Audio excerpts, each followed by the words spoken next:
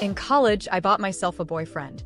The deal was that he would stay with me, and I'd cover his family's medical bills. This proud, brilliant scholarship kid swallowed his pride and stayed with me for 4 years.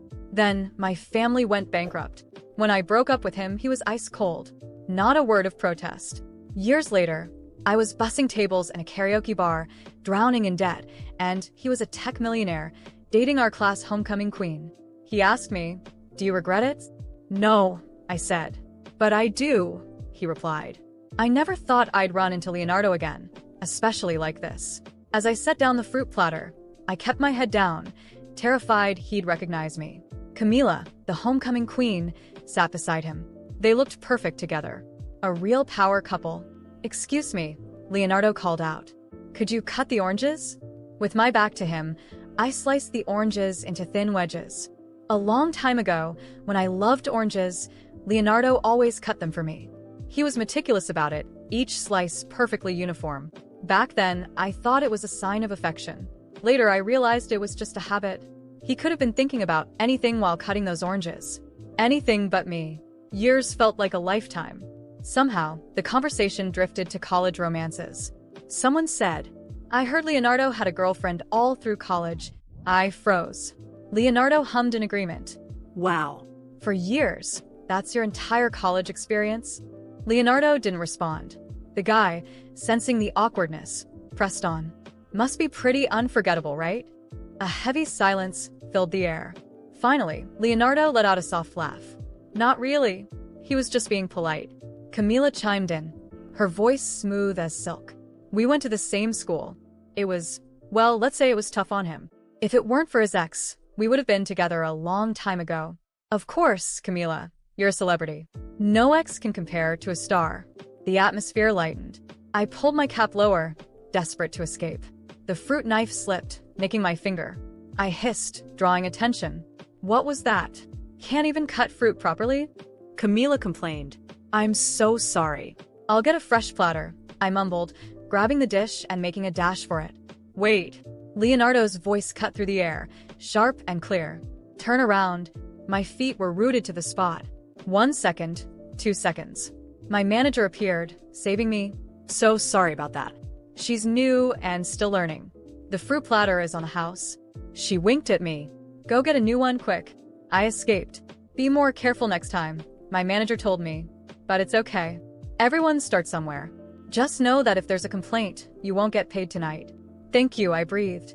"No problem. Be extra careful with that VIP room. They're all important guests, especially the young, handsome one in the middle. He owns some fancy tech company. Someone we can't afford to offend. I'm kind of scared. Could you take the oranges in for me?" "Sure." I let out a sigh of relief. If there was anyone in the world Leonardo had every right to be offended by, it was me. I was the ex he so easily dismissed. I remember freshman year. Leonardo stood out in the crowd of new students, his faded clothes a stark contrast to everyone else. He was undeniably poor and undeniably handsome. I loved the cool, quiet tone of his voice, the way his eyelids lowered when he looked at me. Leonardo desperately needed money. Some connected kid had snagged the scholarship he deserved. So one evening after class, I boldly grabbed his hand. "Leonardo, I like you. Go out with me. I'm pretty loaded. We can share my allowance. Or, if that's not enough, I'll pay you for a kiss." He refused, of course. But back then, my life was easy. I didn't understand rejection. The more he pushed me away, the harder I pursued him, until his grandfather, the man who raised him, fell critically ill. Without hesitation, I covered the medical bills. Leonardo finally gave in. I foolishly thought I had done him a huge favor. Much later, I realized I got what I wanted, but at a terrible cost to him. Even after we started dating, Leonardo still worked every day. He barely touched my money, but things only got worse. Rumors spread around campus. They said he was selling himself for money. People looked at him differently, whispering cruel nicknames, oblivious. I'd hold his hand and say, "Don't mind them. They're just jealous." I lived in my ivory tower, completely unaware that Leonardo was fighting a battle all alone. Senior year, my family went bankrupt. I didn't tell Leonardo. I simply called him and said, "Let's break up." "Why?" he asked. "I'm bored." "Okay." And that was it. I imagined he felt relieved. Finally free. That same day, I tossed my SIM card, deleted my social media, and boarded a train to another city, ready to work and pay off my family's debt. I didn't return until 3 months ago. Leonardo seemed to be thriving. He had always been brilliant, the kind of genius who made everyone else in our department look average. Just 4 years after graduation, he was already a tech entrepreneur, featured in business magazines. Camila, our class homecoming queen, had started her acting career in her junior year. I never imagined they'd end up together. Good for them, I thought, pressing a hand to my chest to ease the sudden ache. At 4 a.m., my shift ended. I was the last to leave. My coworkers, assuming everyone had already gone, had turned off the lights and shut down the elevators. I jabbed the elevator button, hoping it would come back to life. Call someone? Leonardo's voice startled me. Stiffly, I called a coworker. The elevator whirred back to life. Leonardo and I stood in the confined space. "You guys work this late?" he asked, his tone neutral. "We can't leave until all the guests are gone." "Must pay well, huh?" "It's okay." I stared at the floor, my cap hiding my face. Leonardo, seemingly not recognizing me, made small talk and then checked his watch. "This elevator is slow. My girlfriend is probably waiting. She's pretty clingy." That's when I realized he was talking about Camila. "And you? Working this late? Doesn't your boyfriend pick you up?" "I live nearby." The elevator doors opened. I bolted out. Leonardo, calm just moments before, suddenly exploded. "Running away again? Where do you think you're going?" Maya disappearing without a trace. "Do you think it's funny?" Leonardo closed the distance between us, his steps firm and deliberate. He was still the boy I remembered, but the boyish softness had been replaced by a sharp, controlled maturity. "Deleted your social media, disconnected your phone. Even your professors couldn't find you. You're quite the magician, Maya." Slowly, I raised my head and met his gaze. "You must have used your connections, right?" "My family went bankrupt. My father's still caught in legal battles. He hasn't paid off all the debt yet. Why didn't you tell me back then?" I was speechless. "Too proud, Ms. Evans?" "No." Before I could finish, Camila appeared. "Oh my God, Maya. It really is you." She was even more stunning than in college, every hair perfectly in place. "Long time no see. Everyone's been looking for you. Why haven't we heard from you in 4 years?" I was down south. "No wonder," Camila said, eyeing my clothes with surprise. "Maya, isn't that the jacket you bought in junior year? It's practically falling apart. Why are you still wearing it?" I used to throw out clothes after one season. Her question was a clear jab, but I felt nothing. "It's still fine. Still wearable." Camila nodded knowingly. "Are you having a hard time? You should have said something. Old friends can help each other out." She pulled out a card. "Take this. You don't have to pay me back." "Thanks, but I don't need it." I looked at her, then at Leonardo, and gave a faint smile. "I'm getting married soon. Be sure to come." The words hung in the air, leaving Leonardo visibly shaken. The karaoke bar was just a side job. I had a full-time job too. On Monday, a new client arrived at the office. My coworkers were whispering, "I heard this guy is a genius. He created this software to find someone." "Who?" "His ex, I think." My stomach turned. A bad feeling crept in. "Did he find hers?" "No idea. The software isn't finished yet, but investors are pouring money into it. Huge potential. That's why our boss wants to partner with him." I gathered the necessary documents. Leonardo's voice drifted from the meeting room. "I need to think about the partnership." I opened the door and placed the files on the table. Leonardo's eyes locked onto mine. "What are you doing here?" "Working," I replied. This was my main job. My boss looked curious. "Maya, you know Mr. Leonardo?" I hesitated, then said, "We've met." "Just met," Leonardo added, his voice tight with anger. I couldn't understand why he was so angry. Wasn't he the one who walked away without a second thought? He pointed at me. "Mr. Lee, I'll sign a contract on one condition. Maya Evans becomes my personal assistant." My boss agreed immediately, not even giving me a chance to object. They spent the entire day in meetings. In the evening, I grabbed my bag, ready to leave. Leonardo blocked my path. "Where do you think you're going?" "You haven't dismissed me, Mr. Leonardo. But I can't stay late today. I have something to do." "What is it?" "I have to make deliveries." Leonardo stared at me in disbelief. I used to be the kind of girl who wouldn't even touch takeout. During all 4 years of college, Leonardo worked as a delivery driver. After classes, his dinner was often just the free meal provided by the delivery company. Once, I went to see him. He was crammed into a tiny room with other drivers, eating rice from a styrofoam container. "Leonardo, how can you eat that? It's not hygienic." His expression tightened. "Does it matter if it's hygienic or not? Come on, let's get some steak." I dragged him to a fancy steakhouse where the average meal cost over $70. He stood outside for a long time, silently taking off his delivery uniform. After my own fall from grace, I finally understood how he felt that day. Just like today. It started to snow. The ground was slippery. I fell, spilling the food. I called the customer to apologize, but he just yelled at me. I don't want excuses. Late is late. My scraped palms stung in the cold, but I couldn't stop apologizing. Suddenly, Leonardo appeared, riding my bike. "Don't hide your hands," he said, his voice hoarse, his eyes rimmed red. "I need to deliver this first. Get in the car. I'll take you." The customer lived on the ground floor. When I handed him the food, he muttered, "Seriously? Driving a Porsche to deliver food?" I had another delivery waiting. "Don't," Leonardo said. "I have to. I haven't earned much today. Then, tonight, I'll buy it." "What?" A notification popped up on my phone. He placed an order and assigned it to me. "I'll buy your time for tonight." His words hung in the air, heavy with a weight I didn't know how to handle. Leonardo looked at me with a determination that unsettled me. He was no longer the shy, reserved boy from college. Now, he was a man who knew exactly what he wanted, and it seemed he was determined to make me the center of his plans. I hesitated for a moment before murmuring, "That's not necessary. I'm used to handling things on my own." "I know you are. But this time, let me help," he replied, his voice firm but carrying something deeper, almost concern. That night, he drove me home after I insisted on making one more delivery. The silence during the ride was nearly unbearable, yet somehow, his presence was comforting. When I finally parked my bike, he watched as I stored away the little I had earned that day. He didn't say a word, but the look in his eyes spoke volumes. In the following days, things began to change. As Leonardo's new personal assistant, I started accompanying him to meetings and projects. To my surprise, he insisted I genuinely contribute. He didn't want just an assistant for paperwork. He wanted me to be an intellectual partner, something that caught me off guard. Over time, the emotional distance between us began to shrink. He was much more human than I remembered. When we were alone in the office or at meetings, he would ask about my life, my family, my ambitions.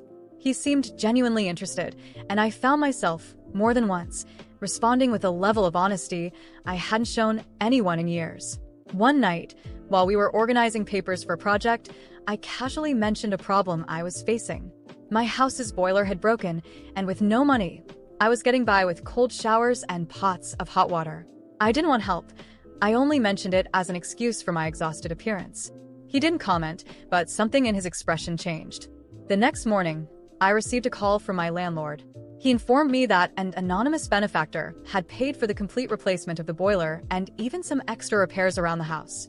I was stunned, but I knew exactly who was behind it. When I confronted Leonardo at the office, he just shrugged. "You should never have to choose between basic comfort and dignity," he said. I didn't know how to respond. He wasn't trying to make me feel ashamed or indebted, but his generosity, which I didn't think I deserved, left me speechless.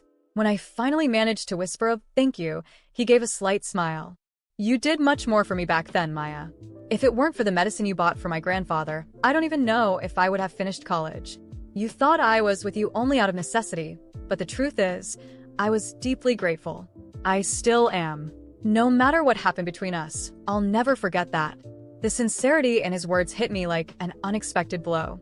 I knew I had hurt Leonardo when I disappeared, but I never thought he held any gratitude toward me. For a moment, the silence between us wasn't uncomfortable, but full of something unspoken, something beginning to grow between us again. But as always, Camila didn't take long to appear. During an event where Leonardo took me as his assistant, I overheard whispered comments about my appearance and how I didn't belong in that environment. Camila, with her perfect smile and calculated charm, made a point of completely ignoring me, except when she wanted to show off her superiority. However, Leonardo's reaction surprised me. He, who always seemed unshakable, suddenly intervened during a conversation where the whispers became obvious. His voice was firm and clear when he said, "Enough of this. Maya is beautiful, both inside and out. Unlike many here, she doesn't need masks or manipulations to be noticed. The room fell silent. Camila's gaze hardened, but Leonardo completely ignored her, turning back to me. For a moment, I felt a wave of emotion so strong I could barely process it. He didn't have to do that. He didn't have to defend me, but he did. And at that moment, I realized the walls I had built around my heart were beginning to crumble. In the weeks that followed, we spent more and more time together. He insisted I participate more actively in projects, and despite the initial tension, I started feeling comfortable around him again. Little by little, the small gestures, a coffee left on my desk, a ride home after a long day, a comment on how well I did something, began to mean more than I was ready to admit. One night, as we finished a project, he looked at me and said, "Maya, why did you never ask for help? You always seem to carry the world on your shoulders, but never let anyone help." "Maybe because I learned to rely only on myself," I replied with a sad smile. He shook his head, his gaze intense. "Maybe it's time to change that." I didn't know what to say, but for the first time in years, I felt that maybe, just maybe, I was ready to try. The idea of letting someone into my life again, especially him, didn't seem so impossible anymore. And even though everything seemed to be heading towards something new and unexpected, I knew that our story was far from over. I never imagined that being this close to Leonardo again would awaken such intense feelings. Every moment by his side was a painful reminder that something had changed. He was no longer the boy from college, and I was no longer the girl who had left him behind. Yet, something inside me insisted on reigniting that flame. The days spent with him became a confusing mix of comfort and torment. We were closer than ever, working side by side, sharing silences that spoke louder than words. Leonardo looked at me differently now. It was a look filled with memories, curiosity, and something I couldn't quite identify, but that made me feel alive again. But then there was Camila, always perfect, always present. And I couldn't, under any circumstances, cross that line. It wasn't right. He had a life with her, a planned future, and I was just a shadow of the past. Even so, his small gestures were hard to ignore. He brought me hot coffee on cold days, reached out to help me with papers, and sometimes left discreet notes with little inside jokes. Nothing inappropriate, but just enough to make my heart race. I started noticing that he was struggling with something too. The way his gaze lingered on me when he thought I wasn't looking, the silence that fell over him whenever Camila suddenly came up in our conversations. As if something held him back, but at the same time, something pushed him closer to me. I tried to keep my distance, tried to remind myself that this couldn't happen. But my heart wouldn't cooperate. It was on a rainy night that everything fell apart. We were stuck at the office because of a storm. Everyone else had already left, except the two of us. The sound of rain beating against the windows filled the silence between us. Leonardo was sitting on the meeting room couch, his head in his hands. I sat far away, trying to focus on the report I needed to review, but I couldn't take my eyes off him. "Are you okay?" I asked, barely above a whisper. He slowly lifted his head and looked at me. His eyes were tired, but there was something more. A deep sadness. "Sometimes I wonder if I'm living the life I really want to live," he said, his voice low, almost to himself. I didn't know what to say. I just watched him, feeling my chest tighten. "Camila and I, things aren't what they seem," he continued, averting his gaze. "It's like we're trapped in an image we created and can't escape. I don't feel the way I used to." He paused, taking a deep breath. "But with you, Maya, it's different. It always was." My heart nearly stopped. This couldn't be happening. I couldn't let it. "Leonardo, you can't say that. You have someone." And my voice faltered. He slowly stood up, walking toward me. He stopped just inches away, and I could feel the heat of his presence. I know, and I fought against it. Tried to ignore it, pretend it was just nostalgia. But it's not. "Maya, I can't deny it anymore. Please don't do this," I whispered, feeling tears sting my eyes. "This will only hurt us." He shook his head. "No. What's hurting us is pretending. I realized I've spent years stuck in something that doesn't fulfill me. And you make me feel alive again. I don't want to live a lie anymore." My breathing grew heavier, and before I could say anything, he took a step back, as if to catch his breath. "The day you disappeared, it felt like a part of me left with you. I hated you for it, but now I understand. You had to leave, and I had to grow. But now that you're here, I won't let you slip away again." He nervously ran a hand through his hair. I broke up with Camila. The words came out as a whisper, but they hit me so hard my whole body froze. What? My voice was barely audible. I ended things with her. Today. Because I can't keep living like this. I can't keep pretending my heart is somewhere it's not. It's always been with you, Maya. I didn't know what to feel. Part of me wanted to run, escape that moment that was changing everything. But another part, the part that had always loved him, wanted to stay. Leonardo stepped closer, his voice low but steady. I don't expect you to forgive me for everything. I don't expect you to trust me again right away. But I need you to know that all I want now is to be with you. Not out of obligation, not out of debt, but because I love you. Tears silently rolled down my cheeks. Everything I had repressed, all the love I had hidden for so long, came crashing down. He slowly raised his hand, hesitant, and gently touched my face. You're beautiful, Maya. On the outside, yes, but what holds me to you is who you are inside. You're strong, brave, genuine. And none of that compares to appearances or status. You are everything I need. I closed my eyes, feeling the warmth of his hand. For the first time in a long while, I allowed myself to feel. I allowed myself to believe. When I opened my eyes, I saw the sincerity in his. No doubt, no hesitation. And then, without words, I simply leaned in. It was a soft kiss at first, as if we were both afraid of breaking something fragile. But soon the tension dissolved, and we gave in to the moment. A kiss full of everything that had been repressed, everything that had been left unsaid. When we finally pulled away, he rested his forehead against mine and whispered, I'm here, and I'm not going anywhere. And for the first time in years, I believed him.